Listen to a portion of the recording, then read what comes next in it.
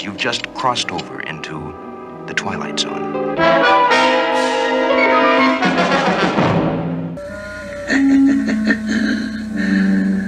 You're the devil.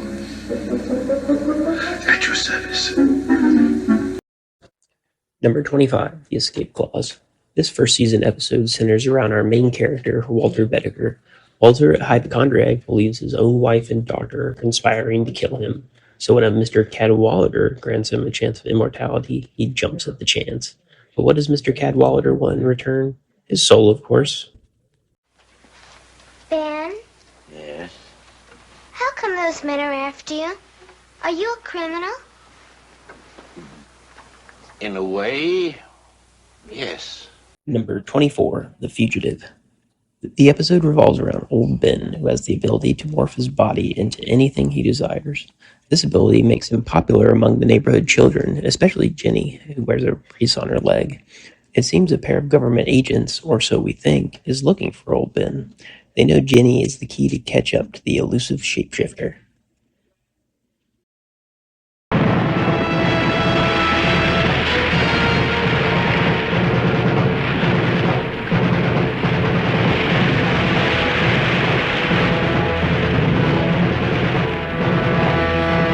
Number 23, Judgement Night. This rod-thrown pintail transports us to a British cargo liner in 1942 on its way to New York. One of the passengers has no memory of boarding the ship or who he is. The only thing he becomes sure of is that this boat is going to the bottom of the ocean. Where do you think you're going? Well, I thank you very much, but I don't reckon in there is any place for me. Well, why not? Well, any place that's too high for looting for Rip is too fancy for me. Number 22, The Hunt. Hyder Simpson and his dog Rip are out raccoon hunting. When the dog jumps in a pond after their prey, Mr. Simpson follows him into the water. We see only the raccoon emerge from the water until a few moments later, the man and the dog seem to wake up next to the pond. When they make it home, no one can hear or see them. Can Rip lead Mr. Simpson in the right direction while they figure out what's going on? Marcia. You remember Marcia? Climb off it. Come on, dear. Number 21, The After Hours. Miss Marcia White is looking for a gold thimble as a gift for her mother. She enters an empty elevator and is taken to the 9th floor of the department store, where the thimbles are said to be. She purchases the thimble, but later notices there is a dent in it. While talking to the store manager about returning the item, she is informed there is no 9th floor. We've got a year of hard work ahead of us to get ready for next Christmas. Are you ready? Oh, yeah.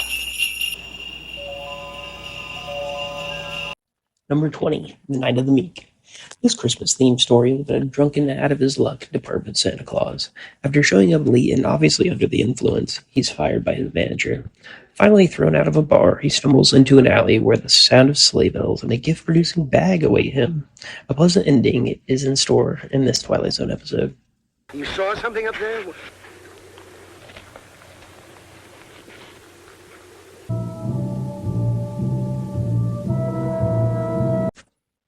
Number 19, I Shot an Arrow into the Air. The 15th episode of Season 1 shows 4 astronauts who crash land on what they believe to be an unknown asteroid. One of the crew is injured and will die soon without proper care. 2 of the men refuse to leave his side, while the other sees him as a waste of resources. The selfish man, Corey, eventually takes out the rest of the crew, stealing their water to survive. But what's over that mountain? And time in this case can be measured in eternities.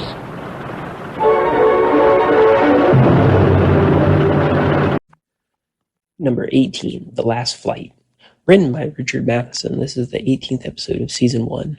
Terry Decker, a British lieutenant, flies through a strange cloud and is transported from 1917 to an American base in France. The year is now 1959. He learns his flying partner, Alexander Mackay, became a hero of World War II, who saved hundreds of lives, but is confused as he thought that he died in World War I.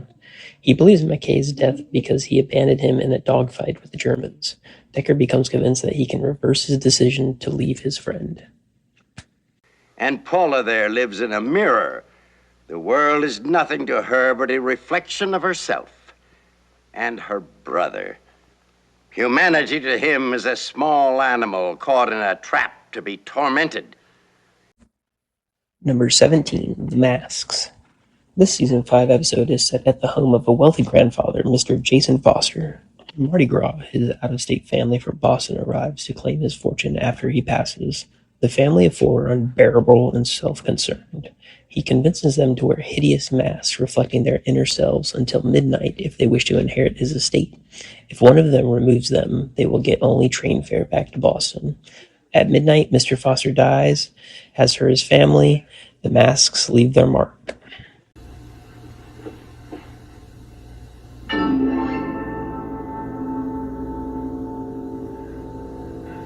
What's going on here? What's going on here?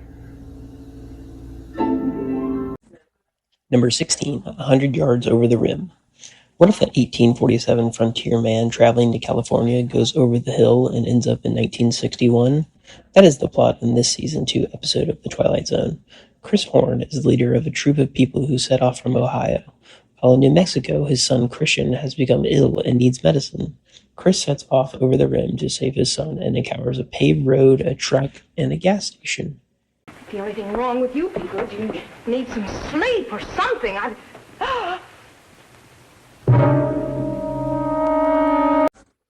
Number 15, Mirror Image. Millicent Barnes is waiting in a New York bus station. When she notices the bus is late, she goes over to the ticket agent. She asks how long it will be, and he angrily tells her this is the third time she's already asked. She refuses to believe that, as she would have remembered. Then she sees a double of herself in a bathroom mirror. A young man tries to console her. He becomes convinced she is having a mental breakdown until he, too, sees his doppelganger. Although we know your language, our own methods of communication are mental rather than verbal. There is nothing ulterior in our motives. Nothing at all. Number 14, To Serve Man. A well-known twist is in store for pick number 14. Based on a 1950 short story by David Knight, this is episode 24 of season 3. The Canamites are a 9-foot, 350-pound race of aliens who claim to be peaceful visitors who want to share their advanced technology with us. Jake only leaves behind a book in his language. Michael Chambers, a cryptologist, is assigned by the government to decode the text. Well, between you and me, I never made a truly big pitch. I mean a big pitch. A pitch big enough for the skies to open up. Number 13, One for the Angels. Louis J. Bookman is a pitchman who unknowingly at first is stalked by Mr. Death. He is beloved by the neighborhood children who gather to play with his toys, gadgets, and contraptions.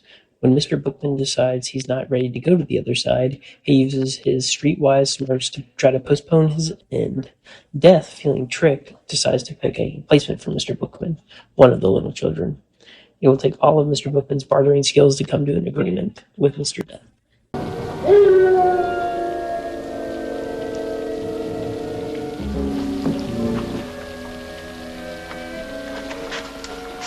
Help me!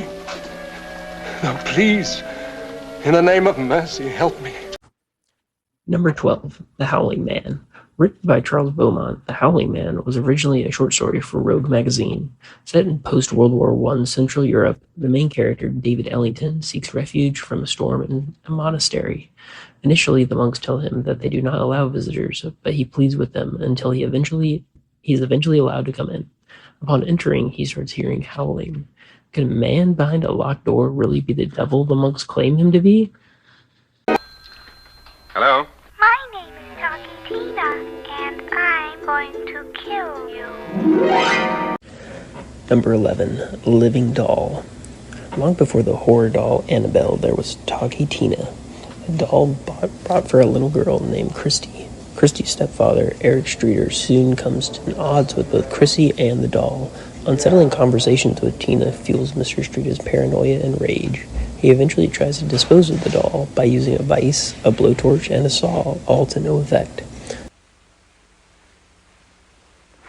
What is the name of this town? Dachau, sir. Dachau. Dachau. Of course. Number 10, Death's Head Revisited. A former SS captain, Gunther Lutz, revisits the Dachau concentration camp seeking some nostalgia for when he and fellow Nazis were running rampant. He encounters Alfred Becker, one of the prisoners, who seems not to have aged in the 15 years since the end of the war. Believing Becker might be some sort of caretaker, Lutz tries to argue with him that he was just following orders. He soon realizes it was he personally who killed Becker before the American troops freed the camp. Most deserved mental break then begins.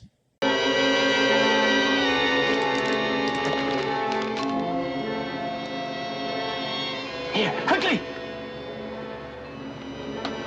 There's a man out there. What?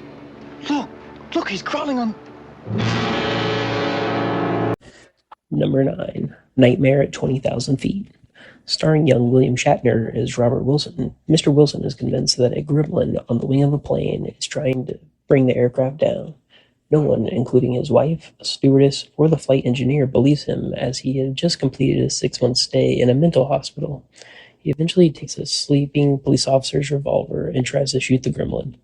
Once on the ground, he is straitjacketed and sent on a gurney. Who are we? None of us knows, Major.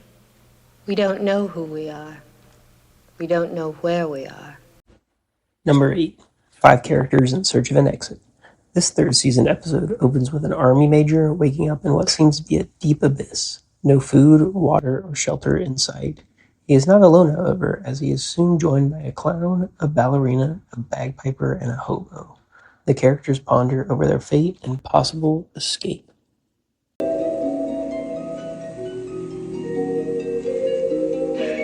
No change. No change at all. Number 7. Eye of the Beholder. Miss Janet Tyler is our main character in this episode. Unable to see her face due to bandages, all the viewers know is her face has undergone multiple surgeries to repair her supposed disfigurement. Viewers are in for a shock at the beauty standards in this area of the Twilight Zone.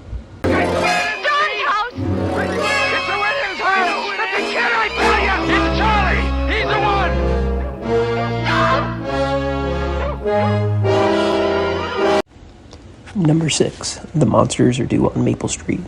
An everyday quiet American street soon turns anxious as a shadow flies over. This event seems to affect the electricity, so neighbors come about to discuss what has happened. Soon they become accusatory, wondering if one of their own has the ability to manipulate the power in the neighborhood. By the end, we learn this paranoia may lead to Earth's downfall.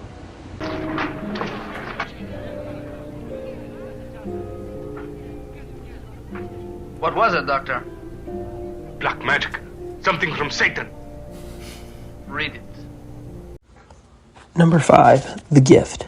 The setting is Mexico, and a humanoid alien has just crashed near a local village. The alien, when initially encountered, accidentally killed a police officer and was wounded himself with a bullet. He then stumbles into a bar where a local doctor and a young orphan, Pedro, help the alien to recover. The bartender is called the Army, which makes the alien flee, but not without first giving Pedro a sign of goodwill. Unfortunately for humankind, us humans are not the most trusting.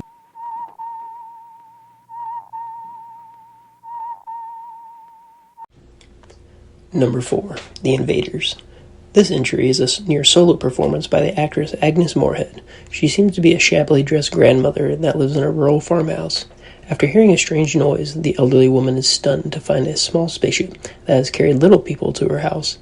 Almost entirely devoid of dialogue, this episode is known for its ending twist. Bill, there are footprints up here. No question about it. Something left that pond. Went over to the diner.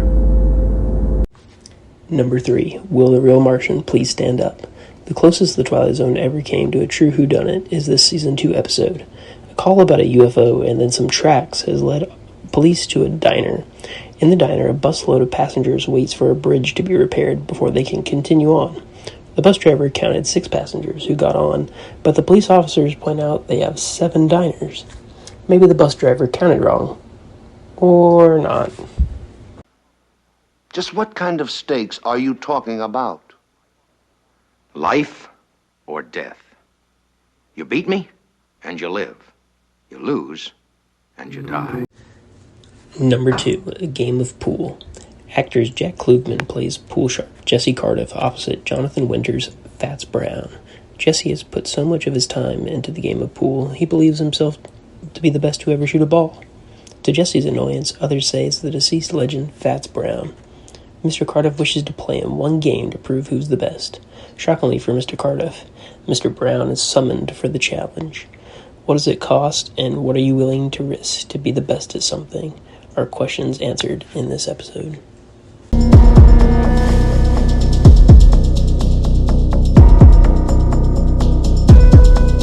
The state has no use for your kind. I don't care. I tell you, I don't care. I'm a human being. I exist. And if I speak one thought aloud, that thought lives, even after I'm shoveled into my grave. Number 1. The Obsolete Man. Written by creator and host Rod Serling, The Obsolete Man centers around Rodney Wordsworth, played by Burgess Meredith.